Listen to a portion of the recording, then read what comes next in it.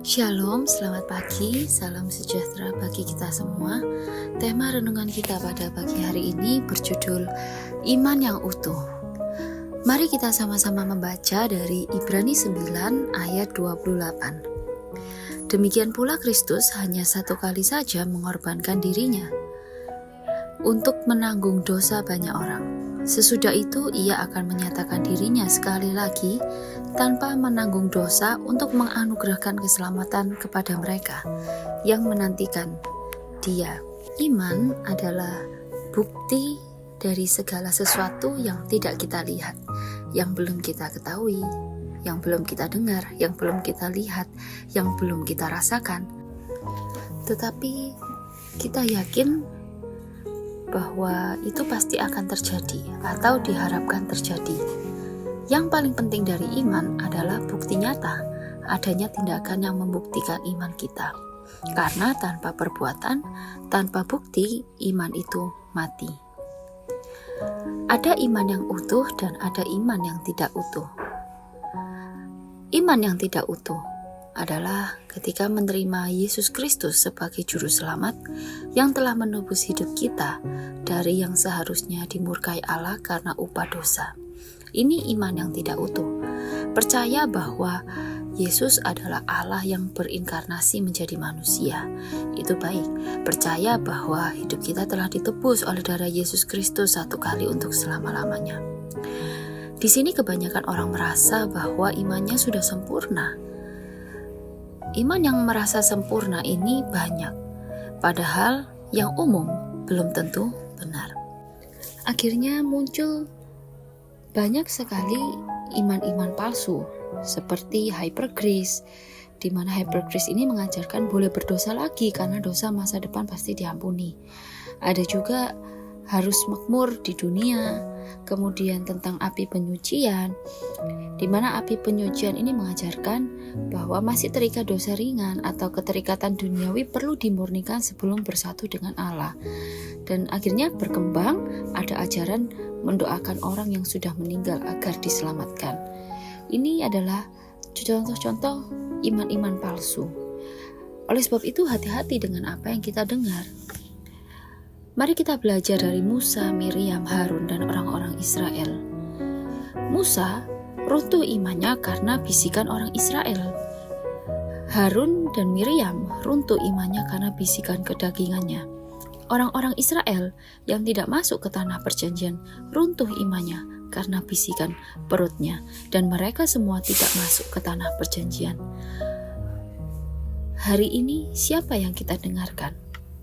Di akhir zaman dinubuatkan akan ada nabi-nabi palsu yang membawa firman yang lain. Kemudian gereja yang hanya mementingkan sound system dan peralatan musik, kemudian ritual-ritual doa yang menyebut mendengar suara Tuhan, dan pembawa firman Tuhan dituntut membawakannya dengan memuaskan telinga dan candaan. Sebenarnya hal-hal ini tidak menjadi masalah asal membangkitkan iman, bukan motivasi yang lain. Hal-hal yang berupa bisikan-bisikan ini cukup berbahaya karena bisa melemahkan iman. Karena yang diberitakan bukan firman Tuhan tentang sangkal diri, pikul salib, mengikut Yesus, dan membuat pendengarnya melakukan firman Tuhan. Padahal mendengar firman Tuhan dan melakukan firman Tuhan adalah penyembahan tertinggi. Di akhir zaman ini, mari kita hati-hati dalam mendengar, karena tidak semua bisa diandalkan. Kita tahu bahwa semakin lama orang makin pertama jahat dan licik. Tidak ada gunanya jika 1000 orang menvalidasi kita, tetapi diri kita sendiri tidak ingin hidup memuliakan Allah. Musa tidak pernah masuk ke tanah perjanjian. Dia bukan juru selamat. Dia hanya hamba. Yosua lah yang masuk. Dan Yosua adalah gambaran Yesus. Kemudian iman yang utuh itu iman yang seperti apa?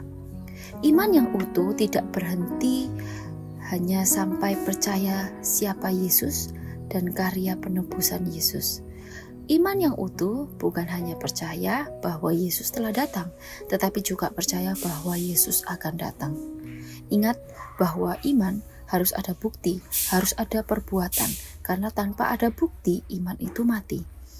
Di firman Tuhan sudah dituliskan firman itu pelita bagi kaki dan terang bagi jalan.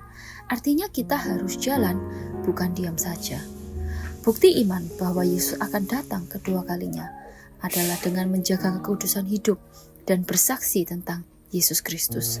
Nabi-nabi perjanjian lama sudah membuktikan iman mereka bahwa mereka menantikan kedatangan Mesias dan mereka dibangkitkan pada saat kematian Yesus Kristus. Sedikit fakta di Yerusalem, ada kuburan 50 nabi dan ternyata semua kuburan itu kosong dan tidak ada batu penutupnya.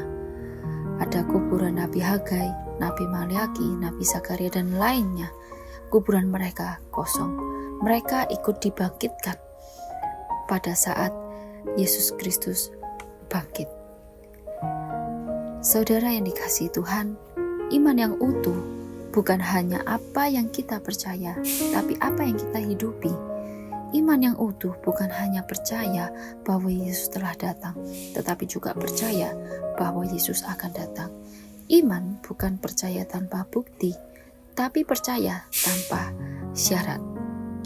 Jesus is coming back, so coming back to Jesus. Amin. Tuhan Yesus memberkati.